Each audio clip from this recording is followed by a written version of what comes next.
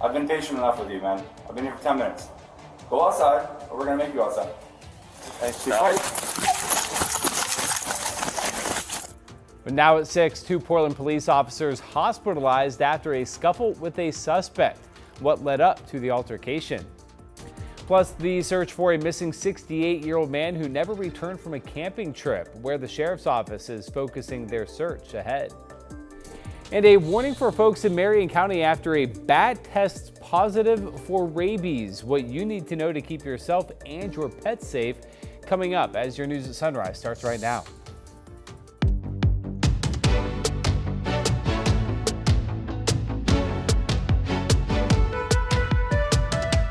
Good morning and thank you for joining us on this Wednesday morning. I'm Matthew Herchick. Glad to have you with us. Rod and China are still on vacation, but we've got Chris McGinnis back, so he's doing double duty today for us. Got one clicker for the one job, and I'll grab the other one in a second. Let's get you out the door and show you. This is a pretty sunrise. I'll step out of the way from our Chehalem tasting room camera in Sherwood.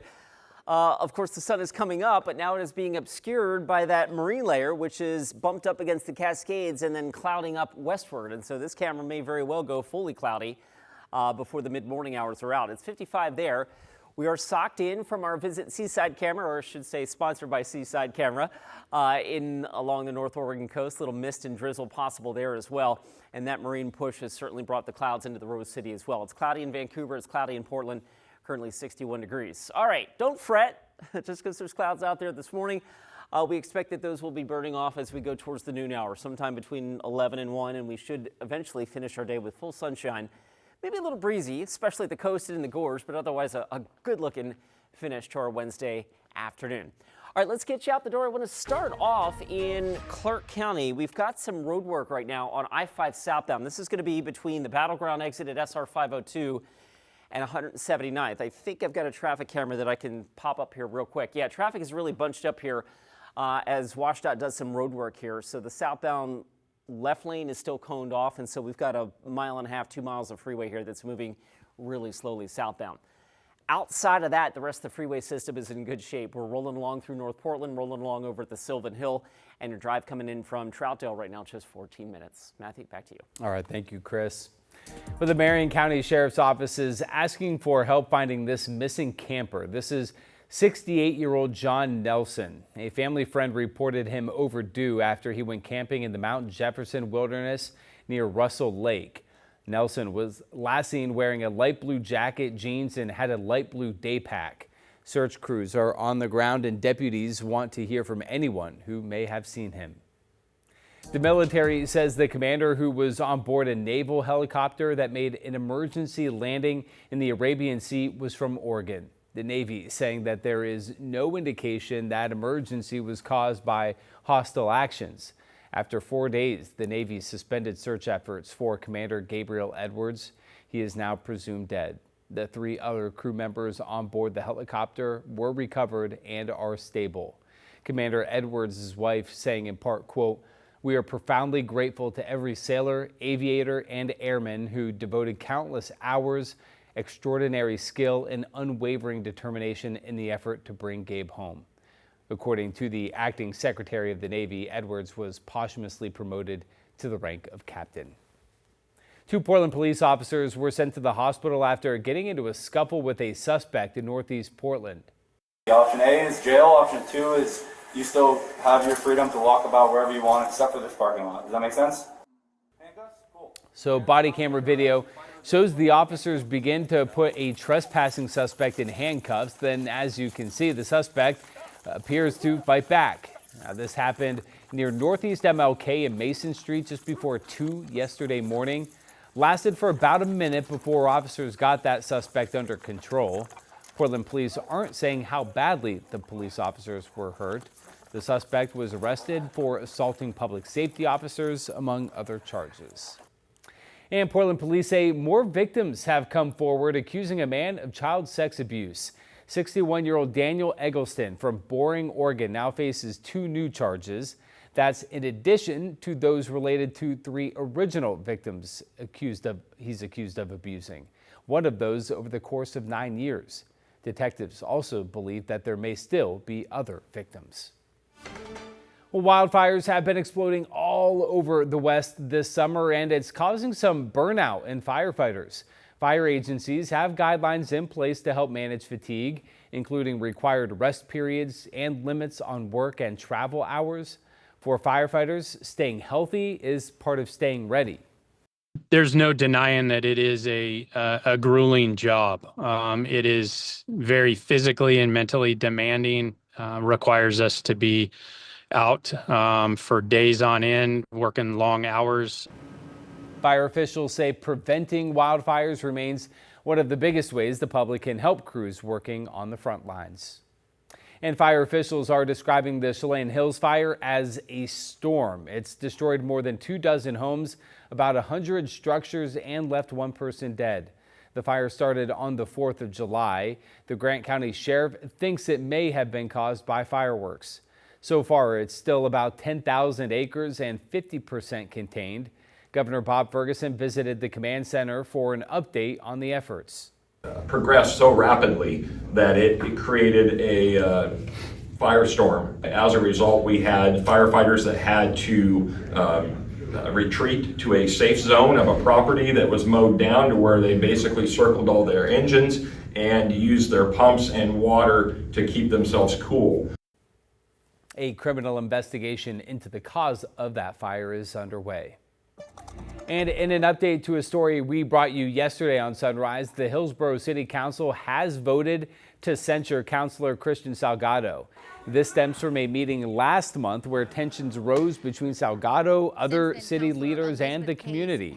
More specifically, when he used his cell phone, as you see here, to film a person in the audience he says was criticizing him. This was during an already contentious discussion over data centers.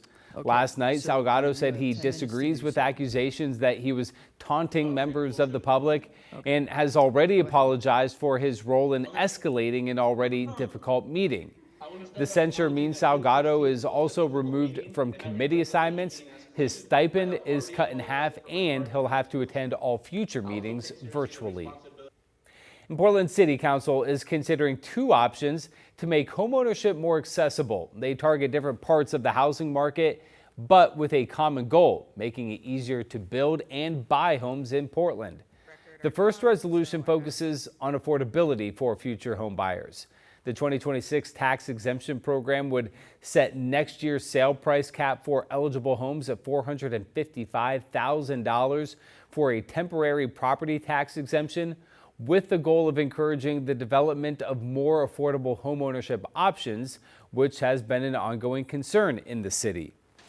Another proposal would temporarily remove some income restrictions for certain unsold homes that already receive development charge exemptions.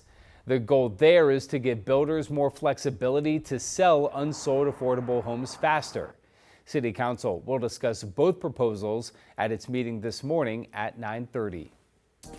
And today is also the groundbreaking of a new affordable housing community in Beaverton. The Meadowlark Place is meant for adults 55 and older and features a ton of one-bedroom apartments and studios. There will also be a Head Start facility for kids with classrooms and an outdoor play area. And today, Portland City Council could vote on what happens to the Lloyd Center. So you might remember community groups organized a last-ditch effort to save parts of the mall and the ice rink. If council does not allow their appeals to move forward, the Lloyd Center is set to close on August 8th. It will be redeveloped into mixed-use housing, a 6 acres of parks, plaza, and public space. Over at the Portland Athletic Club, new owners are taking over and keeping it as a tennis club. The decades-old facility in Southwest Portland was on the verge of being sold and converted into a pickleball business. But the club's supporters signed a petition and did what they could to keep its legacy intact. According to the Save Portland Athletic Club campaign organizers, it will operate as Beaverton Sports Club moving forward and will stay focused on tennis. The historic Black-owned club first opened in 1977. And the Portland Thorns are finally getting a place to practice in Hillsboro. The new training facility for the Thorns and the Fire features one natural grass field and one with artificial turf, which is the exact same turf they play on at Providence Park. Both opened at the end of June, and though there is still a lot of work to finish the training facility for both the Thorns and Fire, it is slated to be done sometime next month. The International Olympic Committee has lifted its suspension on the Russian Olympic Committee. The ROC was suspended in 2023 for recognizing regional Olympic councils in Russian-occupied parts of Ukraine. The IOC says it's lifted that suspension, but still hasn't decided whether Russia can display its flag and colors or have its anthem played at the Olympics. All right, so it is 6:10. Let's get back over to Chris for a look at the forecast and a pretty quiet start to the morning. You know, it's nice this time of the year to just say the weather's boring, because that means there's not a whole lot to talk about. That means the weather for everyone that has outdoor plans is pretty spectacular. We do have the onshore push this morning, which means that marine layer is going to thicken up a bit between now and 9-10 o'clock. So if it's not cloudy where you are just yet, it may very well turn cloudy, especially here in the northern Willamette Valley, all the way down to maybe as far south as in the Salem area this morning. We can switch gears real quick, show you the current temperatures. 52 right now in Hillsboro. It's 61 at PDX. And right now Salem in Marion County checking out a number of about 46. A little warmer with sunshine already east of the Cascades. It's 67 right now in Pendleton and Bend, waking up to 54. All right, so clouds this morning. Futurecast shows those clouds eroding away, though, as we head into the early afternoon. So most of us should be sunny or mostly sunny by later today. That coupled with a gusty north breeze along the coasts, the beaches, the headlands, and a gusty west breeze through the east end of the Columbia River Gorge. In fact, Futurecast shows those winds whipping upwards of 35 to maybe 40 miles an hour in some locations from Hood River out towards the Dalles and the Arlington area again. And this is a fairly typical weather pattern. When we get a marine push on the west side, the west winds really whip through the East Gorge, and that's what's happening today. Pendleton gets to 88, Burns flirting with a 90-degree mark. Temperatures in the Portland, Vancouver metro area ranging between, let's say, about 77 and 81 degrees this afternoon. We'll split the difference, call it 79 here in Portland. Tomorrow should be a fully sunny day, highs in the lower 80s. The next cloudy morning is Saturday on my 7-day forecast. Saturday is a day where we could wake up fully cloudy for a good chunk of the day. And then in the afternoon, we see some late day clearing. But that's it. Pretty quiet, as you mentioned, and pretty picture perfect here for early July. Matthew, back to you. Chris, thank you very much.